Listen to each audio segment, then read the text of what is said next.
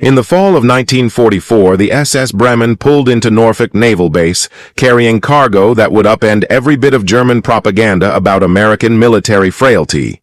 Hidden beneath the decks were 47 German women taken prisoner, nurses, technicians, and communications specialists seized during the Allied push through France, women who had been taught to believe the United States was full of pampered civilians pretending to fight.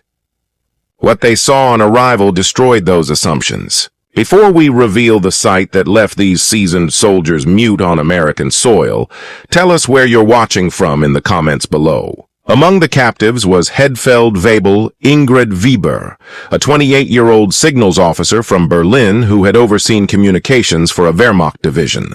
She had watched the Soviet advance, lived through British resolve in the Blitz, yet none of her wartime experiences readied her for the scene on the American pier. When the cargo hold was opened and daylight poured in, Ingrid's first view of Norfolk left her aghast at an industrial war apparatus that contradicted everything German intelligence had claimed about American production. The escort was commanded by Captain Robert Hayes, a career naval officer accustomed to moving prisoners, but never to handling women taken from Germany's elite technical units.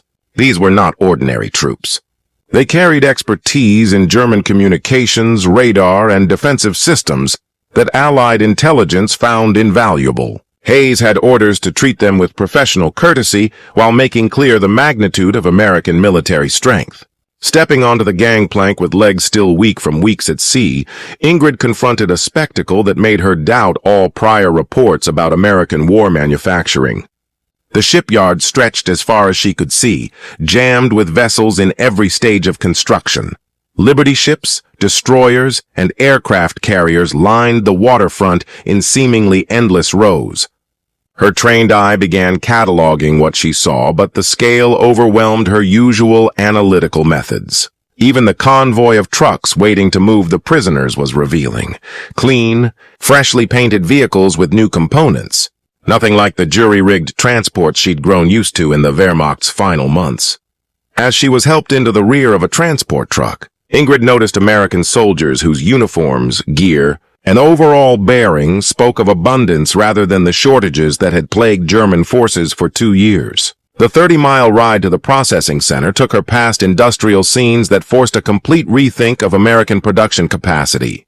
Through the truck's canvas cover, she glimpsed factory complexes far larger than anything in Germany's countryside.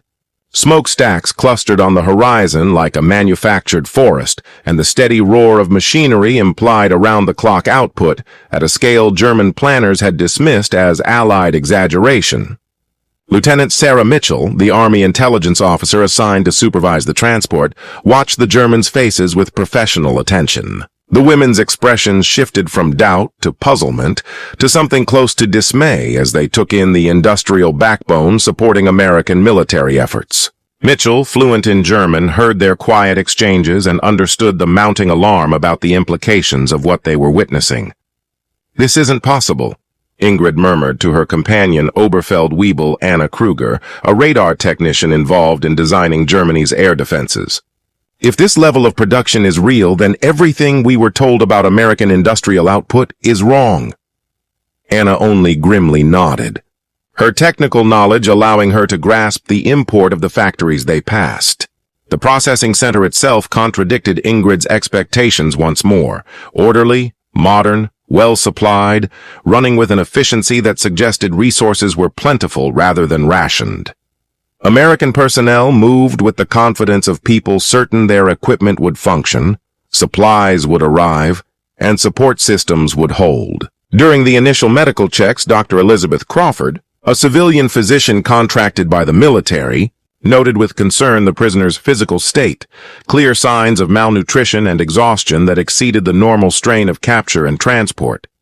Their uniforms were patched repeatedly, their kit worn and outdated, evidence of an army that had been enduring severe supply shortfalls for months. Captain Hayes conducted the intake interviews with professional detachment, but could see the women were absorbing far more than the change in their immediate circumstances. Ingrid, chosen as the group's de facto spokesperson because of her rank and ability in English, replied to questions with measured precision while her eyes kept sweeping the facility. cataloging details that unsettled her sense of the broader strategic picture her country faced. The revelation that would fundamentally alter Ingrid's perspective came during routine processing when she was permitted to use the center's telephone to notify the International Red Cross about her status. Casual access to international communications, something even senior German officers had found increasingly restricted, revealed a communications infrastructure whose reach implied American technological ability far beyond what German intelligence had reported.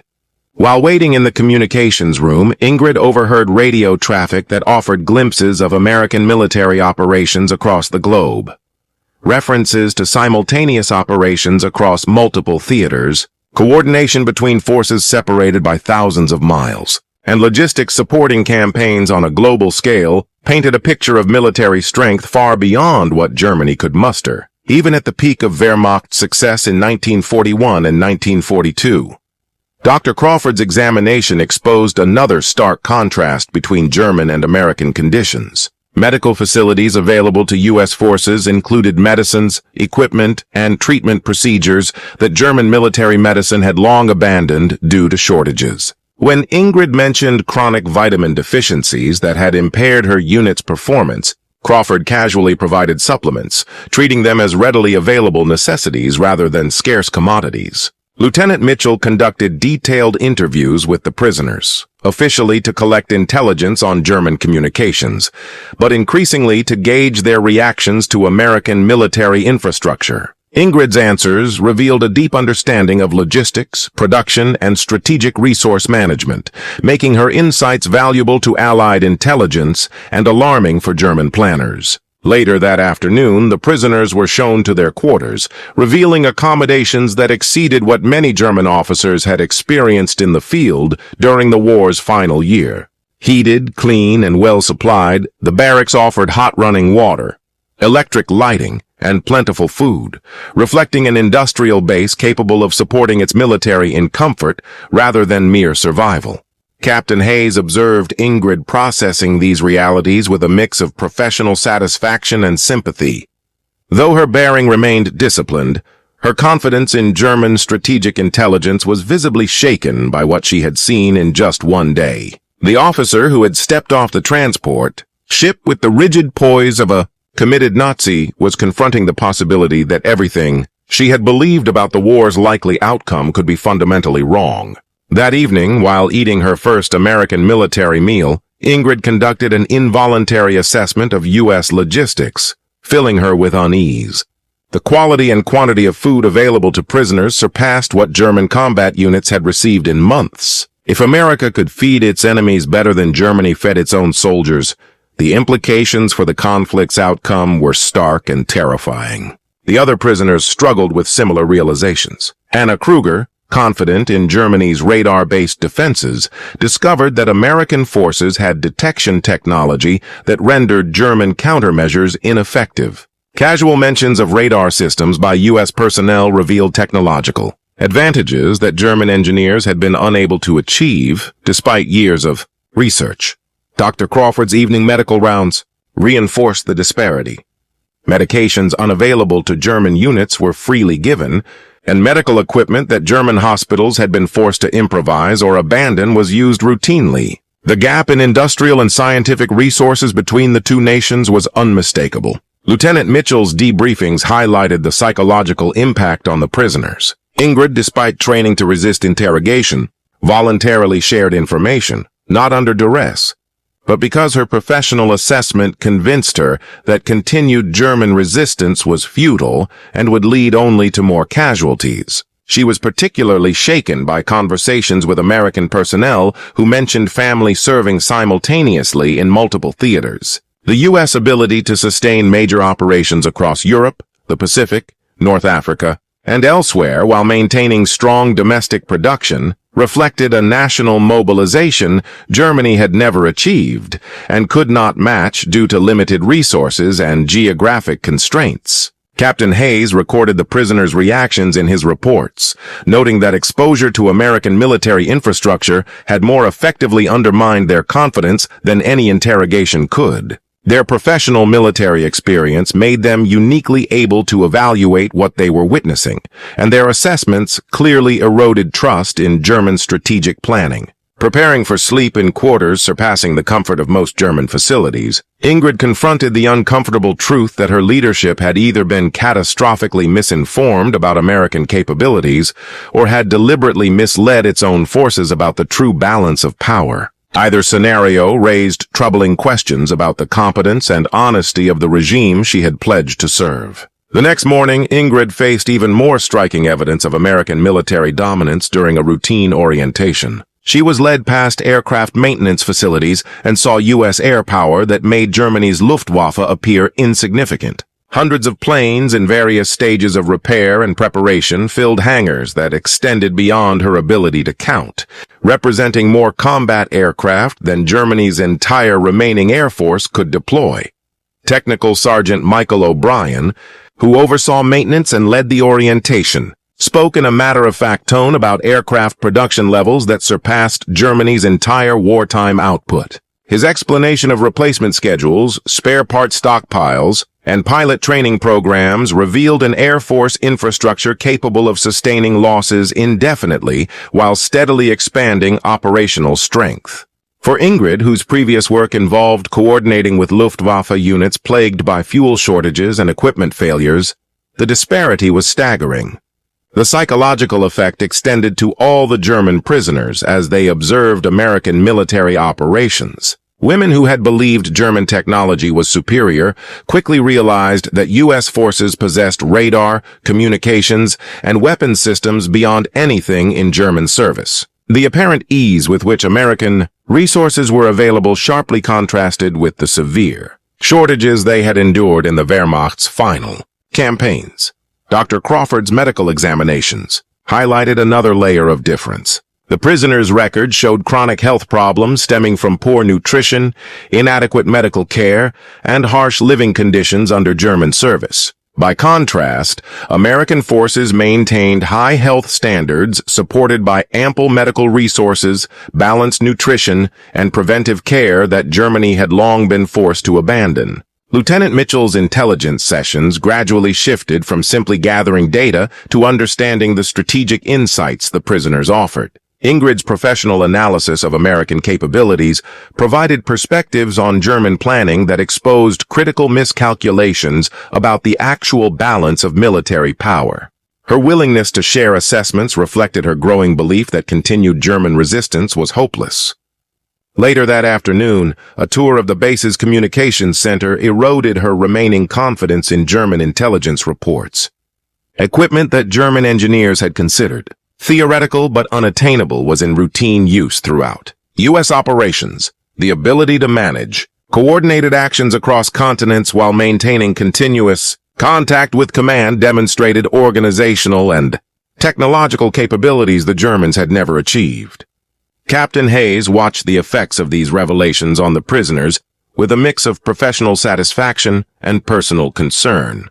Their military training made them ideal sources of intelligence about German operations. But witnessing the scale of American superiority and realizing their homeland's vulnerability imposed a heavy emotional toll. 3 weeks after arriving, Ingrid confronted a moment that would shape her entire captivity. During a routine intelligence briefing, she was shown classified photographs of German industrial sites, revealing the true extent of Allied bombing damage. Factories, transport hubs, and resource production centers essential to Germany's military had been systematically destroyed with precision that reflected intelligence capabilities she had never imagined. The images documented destruction that German propaganda had downplayed or ignored. Synthetic fuel plants supplying Luftwaffe aviation gasoline lay in ruins. Ball-bearing factories critical for military production were obliterated, and transportation networks that supplied troops had been severed with surgical accuracy while civilian infrastructure remained largely intact. Lieutenant Mitchell presented the material as a professional briefing, not psychological pressure. But Ingrid's expertise in communications and logistics made her uniquely capable of assessing the strategic implications. Her analysis confirmed what American planners already understood. German resistance depended on rapidly dwindling resources that could not be replaced under current Allied interdiction. What affected Ingrid most deeply was the realization that American intelligence had detailed knowledge of German defensive positions, troop movements, and strategic planning. Images of her former headquarters revealed bombing damage so precise that it indicated exact intelligence on the location and function of specific buildings. The conclusion was unavoidable. German communication security had been so thoroughly compromised that effective resistance was nearly impossible. Dr. Crawford documented the mental toll on the prisoners as depression scores rose sharply when they recognized that their efforts and sacrifices had been nullified by intelligence, failures and strategic misjudgments beyond their control. The professional skill that had defined their military careers became a source of anguish as they comprehended the full extent of their leaders' errors. Captain Hayes faced ethical concerns about leveraging the prisoners' expertise while recognizing the emotional strain it caused. The intelligence they provided was invaluable, yet extracting it required forcing them to confront the futility of continued German resistance. Military necessity required gathering every possible piece of information, but basic human decency imposed limits on psychological pressure that had no clear operational benefit. The turning point came when Ingrid asked permission to write a letter to German High Command outlining her evaluation of American military capabilities. Captain Hayes faced an unprecedented dilemma. Allowing a prisoner to communicate strategic intelligence to enemy forces violated all established protocols. Yet Ingrid's proposal offered the possibility of achieving more than mere captivity. Her professional credibility with German planners could influence decisions that might save lives on both sides. Military intelligence officers debated the request intensely. Some argued that providing accurate assessments would only improve German defensive preparations, while others suggested that realistic intelligence could persuade leadership to consider surrender rather than prolong futile resistance that would cost thousands more lives. Dr. Crawford supported the plan from a humanitarian standpoint, noting that the psychological strain of being forced to remain silent about information that could shorten the war was destroying the prisoners' mental health, and allowing them to contribute might provide therapeutic relief while advancing broader strategic goals. Lieutenant Mitchell interviewed all the prisoners to gauge their willingness to offer honest evaluations of American capabilities. The women demonstrated a nuanced understanding of the moral complexity involved. They recognized that accurate intelligence could make German forces more effective, but also believed that realistic appraisals might encourage earlier surrender discussions. The resulting letter was a carefully crafted document that detailed American strengths with clinical precision while omitting sensitive operational information. Ingrid's professional reputation with German planners lent her analysis a level of credibility that no external intelligence source could match, potentially affecting high-level strategic decisions. Approval to transmit the letter had to come from Washington, generating debate among policymakers unaccustomed to such scenarios. Allowing prisoners to communicate strategic assessments challenged traditional assumptions about prisoner management while offering potential benefits for conflict resolution and casualty reduction. When approval was granted, it came with strict conditions.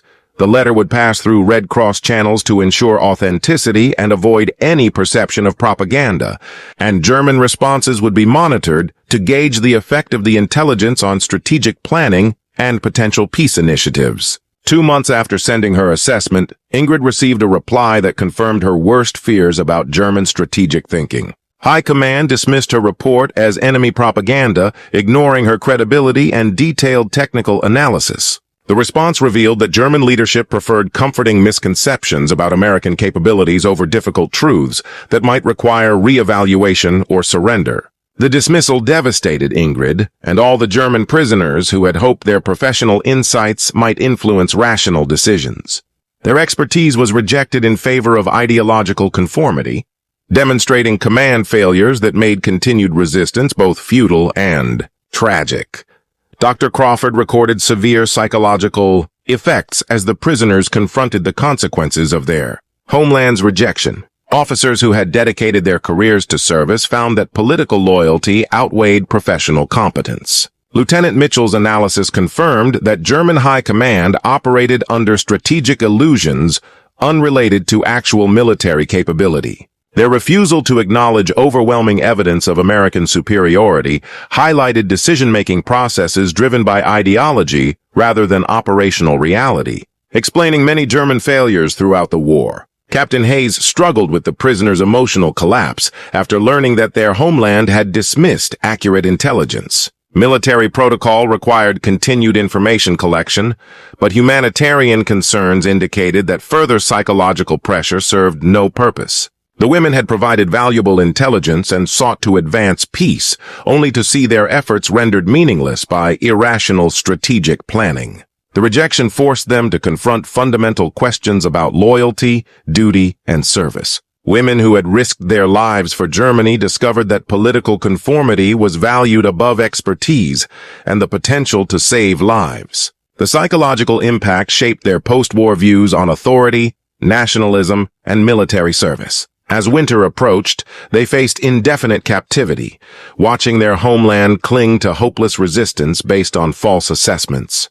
When spring 1945 brought confirmation of every judgment Ingrid had made about American military superiority, it offered no satisfaction, only the grim inevitability of Germany's final collapse. Allied forces crossed the Rhine effortlessly, exposing the obsolescence of German defenses, while American production continued to expand even as victory became inevitable. The gap between U.S. abundance and German desperation had grown so extreme that further resistance was suicidal rather than strategic. The end came with remarkable speed, confirming everything the prisoners had observed about American capabilities during their captivity. German forces surrendered, not due to heroic last stands or negotiated deals, but because continued opposition was logistically impossible. The industrial networks sustaining their military had been systematically destroyed with precision that showcased American technological superiority, far beyond what German planners had imagined. Dr. Crawford noted complex emotional responses among the prisoners as they processed their nation's defeat, combining relief at the war's end with grief over the homeland's devastation and anger toward leadership that had ignored accurate intelligence in favor of ideological illusions. The women who had sought to uphold both professional military standards and humanitarian principles realized their efforts had been rendered meaningless by irrational strategic planning. Lieutenant Mitchell's final intelligence reports captured insights into German strategic failures that would inform post-war analysis and future military planning. The prisoners' professional assessments offered an unprecedented understanding of how ideological decisions and systematic intelligence failures had contributed to Germany's collapse, serving American strategic goals even when rejected by their own government. Captain Hayes oversaw the repatriation with mixed feelings as the women, respected colleagues, prepared to return to a shattered homeland.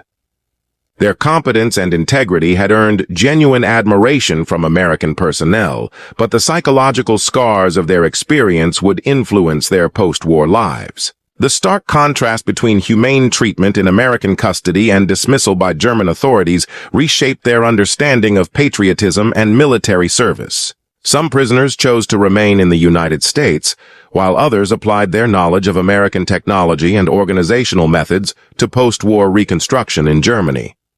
Ingrid's final report to American authorities emphasized that German defeat had been inevitable once U.S. industrial capacity reached full mobilization, and that acknowledgement of this reality might have shortened the war and reduced casualties had German leadership been willing to face the truth. In later years, Ingrid reflected on her captivity as transformative, revealing essential lessons about military professionalism, national loyalty, and the intersection of ideology and strategic reality. Her exposure to American capabilities shattered illusions of German technological supremacy and demonstrated the decisive role of industrial strength and resource management in modern warfare. She learned that professional skill alone was insufficient without rational leadership willing to confront uncomfortable truths. Friendships formed with American personnel influenced her post-war career as she collaborated with occupation authorities to rebuild German infrastructure and institutions. Her understanding of American organizational and technological methods proved invaluable to Reconstruction efforts, while her experience of respectful treatment shaped her views on international cooperation and democratic governance. Dr. Crawford's research on the psychological effects of captivity influenced protocols for prisoner treatment, emphasizing the importance of maintaining dignity while collecting intelligence. The experiences of the German women demonstrated that respect for professional expertise could achieve better results than coercion, while fulfilling humanitarian objectives beyond immediate military necessity. Technical intelligence provided by Ingrid and her peers contributed to post-war evaluations of German military capabilities and strategic missteps, informing American defense policy throughout the Cold War. Their analysis documented systematic intelligence, failures, and ideologically driven decisions that served as cautionary examples for future military planning and education. Captain Hayes used his experience overseeing the prisoners to develop training for personnel responsible for managing enemy combatants and intelligence operations. The combination of professional respect and humane treatment during captivity became a model for operations requiring cooperation from adversaries while preserving security and strategic goals. The legacy of their experience extended beyond the individual, shaping broader understanding of how democratic societies could engage enemies with dignity while achieving military objectives. The contrast between American abundance and German scarcity highlighted the decisive advantages of democratic mobilization and industrial capacity. The prisoners' professional contributions demonstrated that respectful treatment could serve strategic purposes without compromising security. As Ingrid established her life in post-war Germany, she carried with her insights into American capabilities and democratic values that guided her role in Reconstruction and reconciliation. She learned that military professionalism transcends national boundaries and that accurate intelligence combined with rational decision-making is essential to prevent the strategic failures that had made German defeat inevitable once her captors' industrial and technological superiority was revealed.